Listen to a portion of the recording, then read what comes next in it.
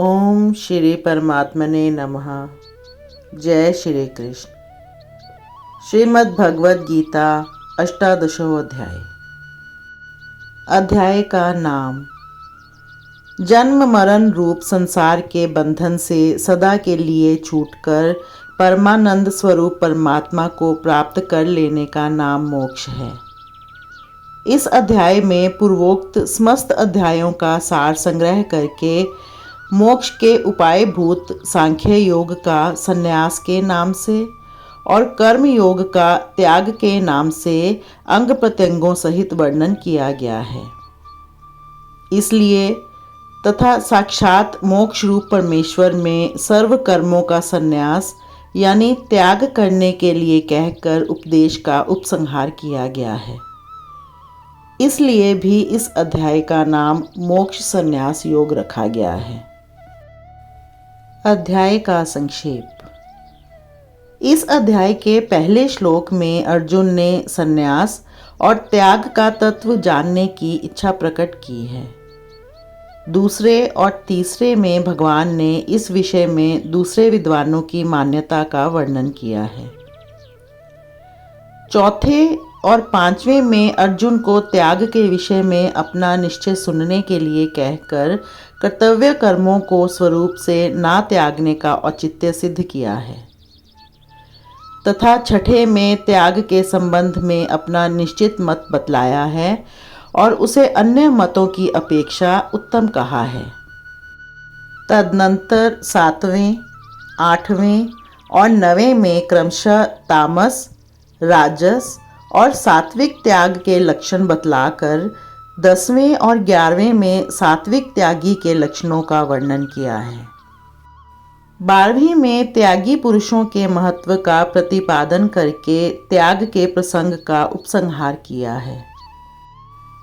तत्पश्चात 15वें तक अर्जुन को सांख्य अर्थात संन्यास का विषय सुनने के लिए कहकर सांख्य सिद्धांत के अनुसार कर्मों की सिद्धि में अधिष्ठान आदि 5 हेतुओं का वर्णन किया है और 16वें में शुद्ध आत्मा को कर्ता समझने वाले की निंदा करके 17वें में कर्तापन के अभिमान से रहित होकर कर्म करने वाले की प्रशंसा की है।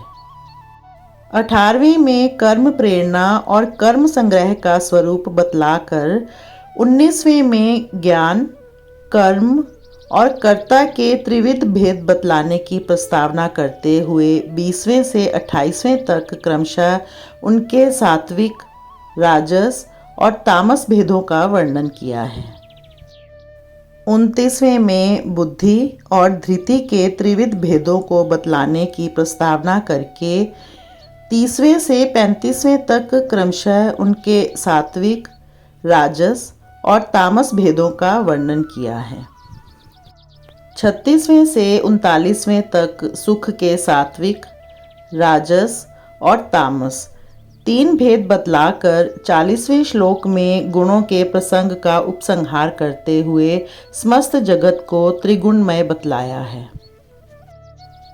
उसके बाद 41वें में चारों वर्णों के स्वाभाविक कर्मों का प्रसंग आरंभ करके 42वें में ब्राह्मणों के, 43वें में क्षत्रियों के और 44वें में वैश्यों और शूद्रों के स्वाभाविक कर्मों का वर्णन किया है।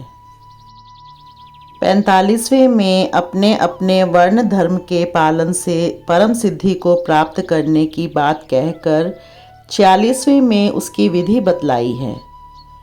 फिर 47वें और 48वें में स्वधर्म की प्रशंसा करते हुए उसके त्याग का निषेध किया है। तदनंतर 49वें श्लोक से पुनः संन्यास योग का प्रसंग आरंभ करते हुए संन्यास से परम सिद्धि की प्राप्ति बतलाकर 50वें में ज्ञान की परानिष्ठा के वर्णन करने की प्रतिज्ञा की है और 51वें से 55वें तक फल सहित ज्ञान निष्ठा का वर्णन किया है। फिर 56वें से 58वें तक भक्ति प्रधान कर्म योग का महत्व और फल दिखलाकर अर्जुन को उसी का आचरण करने के लिए आज्ञा दी है और उसे ना मानने से हानि बताई है। तथा 59वें और 60वें में प्रकृति की प्रबलता के कारण स्वाभाविक कर्मों के त्याग में सामर्थ्य का अभाव बतलाकर 61वें और 62वें में परमेश्वर को सबके नियंता सर्व अंतर्यामी बतलाकर सब प्रकार से उनकी शरण होने के लिए आज्ञा दी है।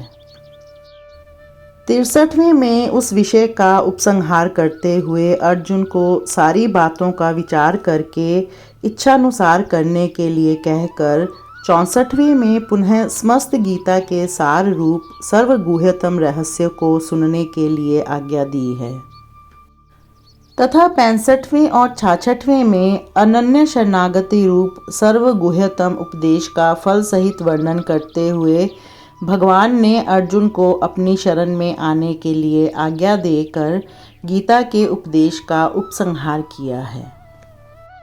तदनंतर 67वें में चतुर्विध अनधिकारियों के प्रति गीता का उपदेश ना देने की बात कहकर 68वें और 69वें में अधिकारियों में गीता प्रचार का, 70वें में गीता के अध्ययन का और 71वें में केवल श्रद्धापूर्वक श्रवण का महात्म्य बतलाया है।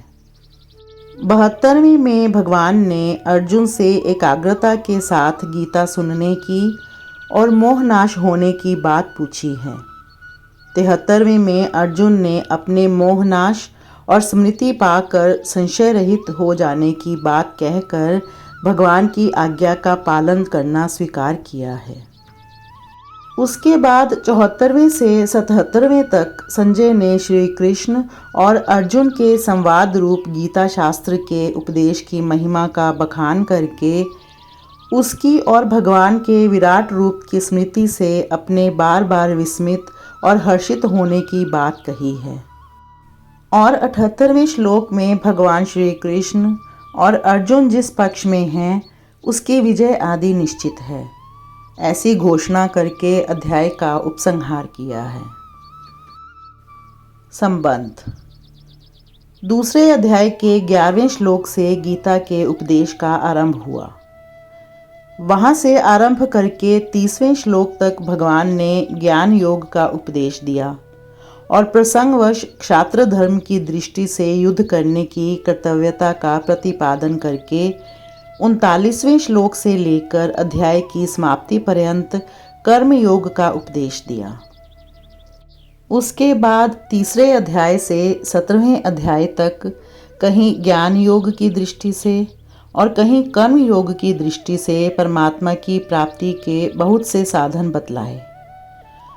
उन सब को सुनने के अनंतर अब अर्जुन इस 18वें अध्याय में समस्त अध्यायों के उपदेश का सार जानने के उद्देश्य से भगवान के सामने संन्यास यानी ज्ञान योग का और त्याग यानी फल आसक्ति के त्याग रूप कर्म योग का तत्व भली भांति अलग अलग जानने की इच्छा प्रकट करते हैं। जय श्री कृष्ण।